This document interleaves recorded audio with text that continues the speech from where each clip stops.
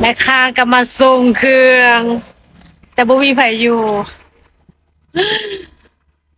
กะว่าสิตั้งขากล้องเอาเครื่องลงเอาภาพบรรยากาศให้ทุกคนได้ชมกันก็บ่ได้อันนั้นซ้ำนี่ละจ้าทุกคนเครื่องที่จะเอาลงเนาะหลายอย่างอยู่3-4-5อย่างแต่ว่าเสียงรถก็ดังเพราะว่าหาลูกค้าอยู่แคมทางเครื่องที่จะเอาลงให้ลูกค้าก็มีรายการ M100 กินเมดเข้าฟีดแล้วก็ดีหน้างาดำแล้วก็แนวอื่นอีกแต่ว่าแนวอื่นผัดเครื่องหมดแล้วเลยได้3-4รายการแต่ว่ามันแต่แนวหนักๆเดี๋ยวมาเป็นกำลังใจนะคะเอาเครื่องลงเด้อเนาะ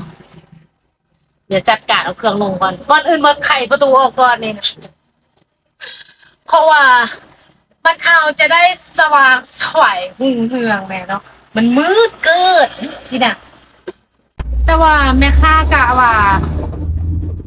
จะเอาเครื่องลงไว้ให้ลูกค้าเนาะหรือว่าแนวไหน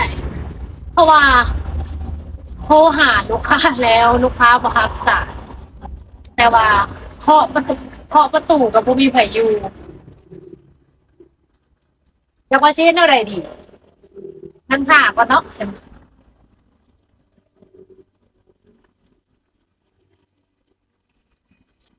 พอเรียนจัดหรือว่าจะเอาลงไว้หน้าประตูนี่ค่ะถ้าสมมุติว่าลูกค้ามาปึ๊บสิแม่นเป็นเจ้าของบ่เนี่ยมาแล้วบอกแม่นเจ้าของก็บอกว่ามันสิเบิ่งป้ายทะเบียนว่าแม่นเพิ่นบ่แม่นเจ้าของออเดอร์เฮาบ่ลูกค้ามาแล้วประพัดบ่เห็นอ่าเนี่ยทะเบียนรถซะถอยรถคืนปากออกจักแนวใดเฮาแล้วเขาสิเอาลงก่อนอีกเอาลงเอาลงเอาลงท่าซะเนาะ เขาก็เวลาลูกค้าเปิดประตูให้เขาก็จะได้ขนเข้าเลยจังซ่านเนาะคนเนาะถ่ายจังซี่นี่เดี๋ยวจะน้อยเรียกงานการสร้างงานอื่นก็สิบ่ได้ไปหาพระเจ้าล่ะเพราะว่าแล้วปีใหม่แล้วแม่ค้าบ่ได้ลอกส่งเครื่องในประมาณ2 มื้อเขาดาวจะพักวันที่1ก็พัก แล้วก็วันที่2ก็นอนเน่าอยู่บ้านพักวันที่3ก็นอนเน่าอยู่บ้านพักมื้อนี้หากะได้มีโอกาสได้มาส่งเครื่องให้ลูกค้าแล้วลูกค้าก็ออเดอร์มาหลายแฮงจากผู้ใดสิเอาอีหยังซับปะปิออเดอร์มาอย่างเต็มสปีดแม่ค้าก็เลยต้องได้อยากแยกร่างในเนาะมื้อนี้เนาะแต่ก็เฮ็ดบ่ได้ก็เลยได้จำเป็นพยายามมาหาลูกค้าและอยากให้มันแล้วไวแต่มันกะบางบางห้านมันกะแล้วไวบางห้านมันก็แล้วช้ามันขึ้นกับว่าเฮาออเดอร์ของลูกค้าน้อยหรือหลายถ้าน้อยกะไวถ้าหลายก็อยากช้าแน่เพราะว่าแม่ค้าเฮ็ดเวียกคนเดียวจะให้มันเร่งปึ๊บปั๊บหลายก็บ่ได้เนาะผู้หญิงแน่คอยเฮ็ดคอยไปตามความสามารถของเฮานี่แหละทุกคนเนาะบ่เฮ็ดก็บ่มีเงินบ่มีรายได้เข้ากระเป๋าเลยเนาะอดเอาจ้ามีงานให้สู้ใครคนบ่มีงานให้เฮ็ดจ้ะเตือนสติตัวเองนี่แหละ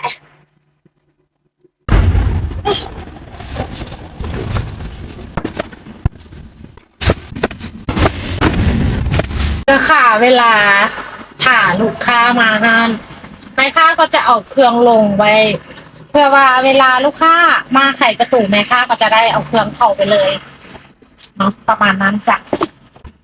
จะได้มีเวลาคอยเฮ็ดคอยไปแน่เนาะบ่กดดันตัวเองแต่ว่ามื้อนี้ก็คือว่าค่อนข้างยากกดดันตัวเองแน่เพราะว่าบ่ได้เลาะหลายมื้อแม่ค้าก็อยากให้มันไปหาลูกค้าหลายๆคนให้มันได้เพราะว่าบางคนก็คลองเอาเครื่องกับแม่ค้าบางคนก็บ่ได้ไปตลาดเพราะว่ามื้อนี้วันอาทิตย์แน่เขาเจ้าก็คลองเอานำเฮาเพราะว่าบางคนอาจจะบ่ได้มีเงินไขสะดวก ที่จะไปเลาะซื้อเองข้าเจ้าก็ต้องได้คองเอาเครื่องกับแม่ค้าฉะนั้นแม่ค้าก็อยากพยายามไปหาลูกค้าให้มันได้หลายคนมาเป็นกำลังใจให้กันแน่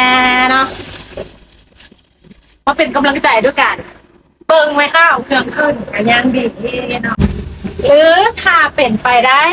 กดไลค์กดใจให้กันแน่กันยังดีเนาะยังกดเลิฟไปเลย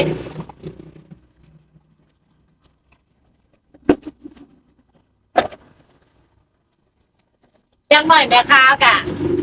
จะได้ฮู้ว่าเวลาแม่ค้าเฮ็ดคลิปจังซี่ให้ทุกคนเบิ่งอะนะมีคนเบิ่งอยู่บ่มีคนแบบว่าอยากอยากลมกับแม่ค้าเนี่ยบ่เพราะว่าบางทีเฮ็ดอีหยังไปคนเดียวกับบ่ฮู้ดอกว่าเออเอาเฮ็ดนี่แบบมันเป็นตาน่าสนใจบ่หรือว่าแนวใดหรือเขาคิดไปเองโลใครคือคิดเองบ่ลงเองแล้วมันบ่มีผู้ลงสินะยังหน่อยกะให้ทุกคนที่เห็นคลิปนี้เนาะมีอีหยังกะอยากมาแชร์กะมาแชร์อยากมาจุ่มอีหยังนั่นนี่ในเชิงที่มันสร้างสรรค์และบ่เป็นพิษเป็นภัยต่อคนอื่นก็สามารถคอมเมนต์มาได้เนาะมาลบกันโลดเป็นหมู่กันแน่เนาะตัวแม่ค้ากับญาติลบคนเดียวคิดไปเองบ่เลยแนวใด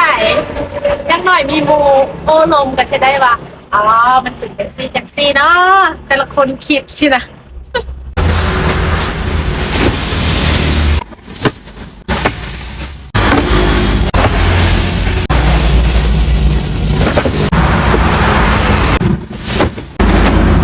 อย่าลืมทักทายมาลมกันเด้อเนาะ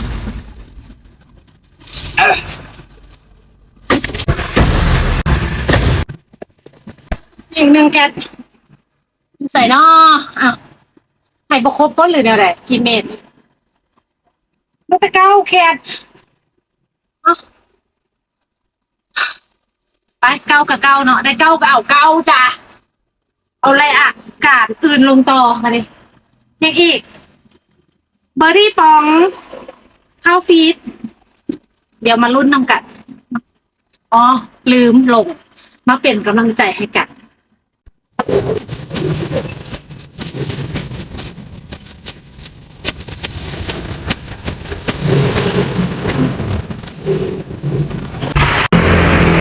แม่ค้าขอเอาโทรศัพท์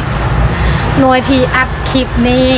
โทรหาลูกค้าก่อนเด้อเพราะว่าเครื่องเตรียมเอาลงเรียบร้อยเนาะประมาณ1 2 3 4 5รายการแต่ว่าจะโทรนำเพิ่นก่อนมาเพิ่นเขาใส่แล้ว หรือว่าแนวใดเพราะว่าเดี๋ยวนี้กระแรงแล้วโอ้ยเห็นแบบว่าน่าจะเป็นลูกค้ามาแล้ว เพราะว่าเพิ่นเปิดห้านแรงค่อนข้างแรงเพราะว่าเพิ่นเฮ็ด2เวียกประจำกับเวียกค้าขาย มีรายได้ทั้งเดียวพอจ้ะในยุคปัจจุบัน2026การแข่งขันก็สูง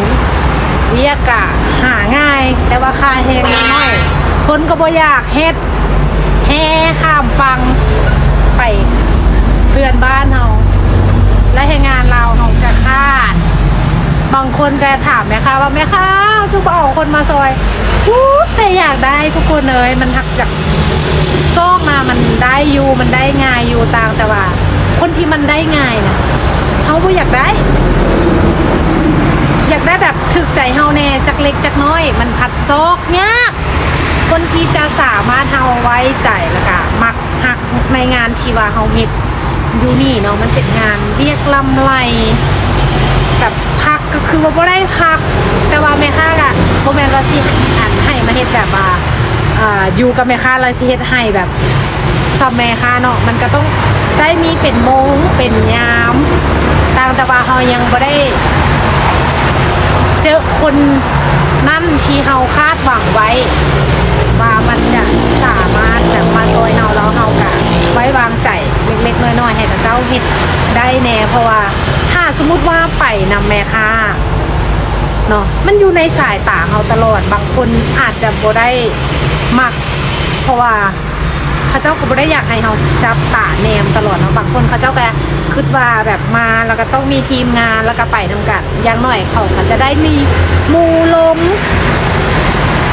ลมแน่ว่าถามสารสุขทุกข์ดิบนั่นนี่แหละเวลาเขาเฮ็ดเวียกคนเดียวก็คือเฮาคือเพิ่นนั่นแหละมันก็รู้สึกเซ็งบ่ฮู้ว่ามีไผลมแน่ล้มแต่คนเดียวตัวเองมืดมื้อนี่คือแม่ค้านี่แหละเดี๋ยวสิมาเขาว่าเป็นบ้า